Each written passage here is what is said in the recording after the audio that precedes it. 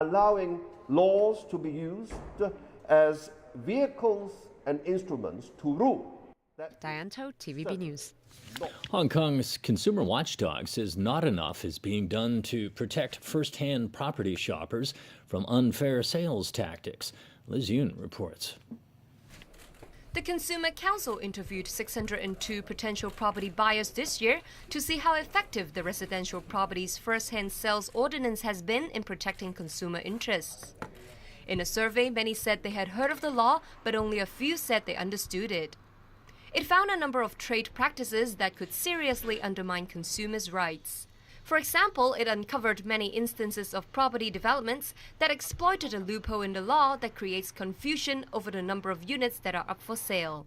The loophole allows developers to release property units in small batches, a trade practice that could influence the supply situation and encourage market speculation. The council also saw problems in the method of property sales by computer ballot drawing. Estate agencies were found to persuade prospective buyers to submit extra ballots and would offer to lend them cashier records to pay for the deposits of the ballots, which aren't paid unless the deal is confirmed. This lures indecisive prospective buyers into the ballot drawing and in turn allows developers to grossly inflate market response into property sales. And such lending practice in fact violates the estate agents' authorities' guidelines. The council also said many prospective buyers were given great pressure to make quick purchase decisions after ballot results were out. In one case, only 3 minutes were given to make a decision. No one has been prosecuted more than a year and a half after the ordinance was implemented. The law is there already, so it's just a matter of enforcement, to strengthen the enforcement and also to increase the penalty.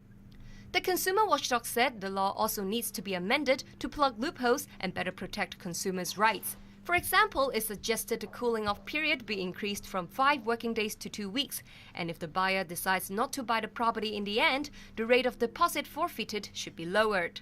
In light of common complaints by consumers about property defects, the Consumer Council also suggests the authority amend relevant regulations to lengthen defects liability period from 6 months to a year or 2.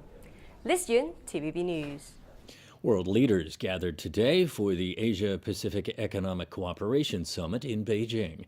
The annual event is an opportunity for the 21 heads of state to maneuver for greater regional economic influence. But hosts China has made the event more than just business. They were dressed to impress on Monday night.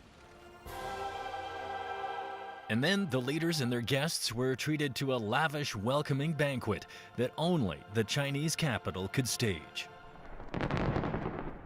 And what would an event of this magnitude be without eye-popping Beijing-style fireworks? This morning, it was time for the family photo, followed by a brief walk in the park for a ceremonial tree planting. And with the glamour and formalities completed, it was down to business for the leaders of the APEC member economies. Topping the agenda for host China this year is a regional free trade pact known as the Free Trade Area of the Asia-Pacific. This morning, President Xi Jinping took the lead in promoting the multinational trade agreement.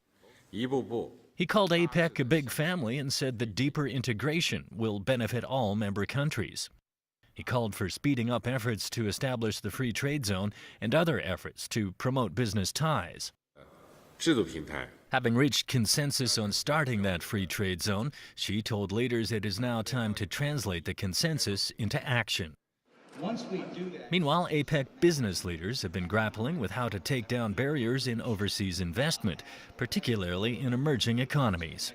It's very difficult to invest other partner in APEC because so many difference and very difficult from traffic, from the trading and from the regulation in investment. It's really necessary to build a much more easy connectivity. APEC's 21 economies account for 40% of the world's population and 44% of global trade.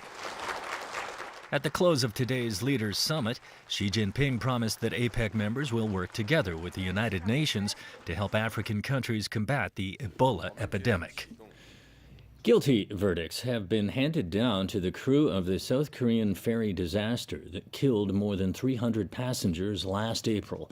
The ship's captain escaped the death penalty but was sentenced to 36 years in prison for negligence.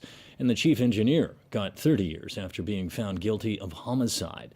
Sonia Artero reports.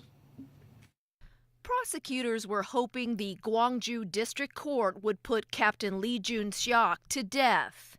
After all, video proved he and several of his crew purposely abandoned passengers as the Seawall ferry was sinking.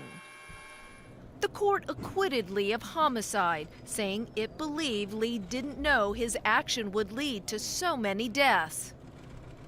But the ship's chief engineer was found guilty of homicide for abandoning 2 injured colleagues. Park Ki-ho was slapped with a 30-year prison sentence.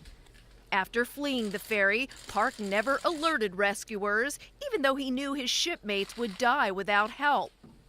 For their negligence, the 13 other crew received up to 20 years in prison. The crew are adamant they thought it was the Coast Guard's job to evacuate passengers. Only 172 of the ferry's 476 passengers and crew were rescued. Of the 304 confirmed dead or still missing, 250 were school children. Knowing the 15 convicted were the first to flee the ship will be a lifelong scar for those left childless as a result. Outside the court, still grieving families criticize the verdict as being too lenient.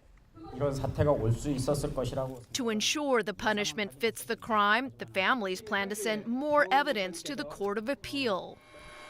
The overloaded Seawall capsized on April 16th on a routine voyage from Incheon to the holiday island of Jeju. Just as the trial ended today, so too did the search for the missing. Citing safety concerns after 2 divers died looking for bodies, the families of the 9 passengers still unaccounted for requested calling off the underwater search. A tearful end to a terrible tragedy that remains one of the worst disasters in South Korean history. Sonia Artero, TVB News. Back locally, the MTR West Island line is expected to open at the end of December, with the exception of Sayung-pun Station. Stephanie Choi reports there's been mixed reaction to the news. Good news for those who live, work, and go to school near the University of Hong Kong. It'll take you 7 minutes to get from Sheungwan to Kennedy Town by MTR trains on the West Island line, with the University of Hong Kong being the other station that will initially come into service. Trains are expected to start running along the new $15 billion railway line at the end of December. The MTR Corporation says it's all part of a backup plan to open the HKU and Kennedy Town stations first, leaving out the Sayung-pun station. We're now going through the final stages of preparation and approvals.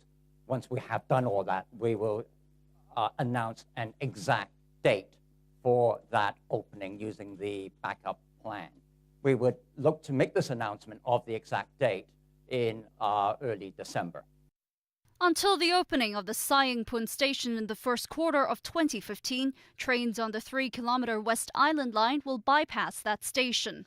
The MTR Corporation says ground conditions have made the completion of the Sayung-pun station difficult. Fares on the West Island line will be calculated according to the distance-based fare structure. Meantime, Octopus card users can enjoy a pre-opening discount by tapping on special machines located near the Sayung-pun station. Passengers can also